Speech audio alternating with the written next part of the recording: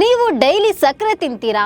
ಹಾಗಾದ್ರೆ ಎಚ್ಚರ, ನೀವೇ ನಿಮ್ಮ ಆರೋಗ್ಯವನ್ನ ಹಾಳು ಮಾಡ್ಕೊಳ್ತಿದ್ದೀರಾ. ಯಾಕೆ ಅನ್ನೋದನ್ನ ಹೇಳ್ತೀನಿ. ನಾನು ಶ್ವೇತಾ. ನೀವು ಸುದ್ದಿಯಾನದ ಸಬ್ಸ್ಕ್ರೈಬರ್ ಆಗೋದಕ್ಕೆ ಮರಿಬೇಡಿ. ಹಾಗೆ ನಮ್ಮ ಸುದ್ದಿಯಾನ ಚಾನಲ್ನಲ್ಲಿ ಜಾಹೀರಾತು ಹಾಗೂ ಪ್ರಾಡಕ್ಟ್ ಪ್ರಮೋಷನ್ಗೆ ಕೆಳಗೆ ಕಾಣಿಸೋ ನಂಬರ್ಗೆ ವಾಟ್ಸಪ್ ಮಾಡಿ. ಒಂದಲ್ಲ ಒಂದು ರೀತಿಯಲ್ಲಿ ನಾವು ಸಕ್ಕರೆಯನ್ನ ಸೇವಿಸ್ತಾ ಇರ್ತೇವೆ. ಕೆಲವರಂತೂ ಸಿಹಿ ತಿನ್ನದೆ ಮಲಗೋದೇ ಇಲ್ಲ.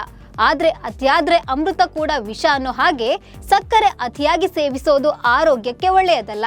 ನೀವು ಅತಿಯಾಗಿ ಸಕ್ಕರೆ ತಿಂತಾ ಇದ್ರೆ ಈಗಲೇ ಬಿಟ್ಟು ಬೇಡಿ, ಇಲ್ಲಾಂದ್ರೆ ಹಲವಾರು ಆರೋಗ್ಯ ಸಮಸ್ಯೆಗಳಿಗೆ ಕಾರಣವಾಗಬಹುದು. ತಜ್ಞರ ಪ್ರಕಾರ ಪ್ರತಿದಿನ ಹೆಚ್ಚಿನ ಪ್ರಮಾಣದಲ್ಲಿ ಸಕ್ಕರೆ ಸೇವಿಸೋದ್ರಿಂದ ಬೊಜ್ಜು ಬರುವ ಅಪಾಯ ಹೆಚ್ಚಾಗಿರುತ್ತೆ. ಇದರ ಜೊತೆಗೆ ಮಧುಮೇಹ ಸಮಸ್ಯೆ ಕೂಡ ಕಾಣಿಸಿಕೊಳ್ಬಹುದು. ಇನ್ನು ಹೃದಯದ ಆರೋಗ್ಯಕ್ಕೂ ಸಕ್ಕರೆ ತುಂಬಾನೇ ಡೇಂಜರ್. ಇದಿಷ್ಟೇ ಅಲ್ಲದೆ ಅತಿಯಾದ ಸಕ್ಕರೆ ಸೇವನೆ ಮಾಡೋದ್ರಿಂದ ಲಿವರ್ ಕೂಡ ಡ್ಯಾಮೇಜ್ ಆಗೋ ಸಾಧ್ಯತೆ ಇದೆ.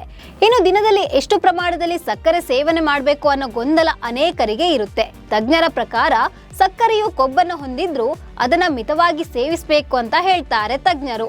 ಆಹಾರ ಹಾಗೂ ಪಾನೀಯಗಳಲ್ಲಿ ಸೇರಿಸಲಾದ ಸಕ್ಕರೆಗಳಿಂದ ದೈನಂದಿನ ಕ್ಯಾಲೋರಿ ಸೇವನೆಯ ಪ್ರಮಾಣವು 5% ಮೀರಿರಬಾರದು.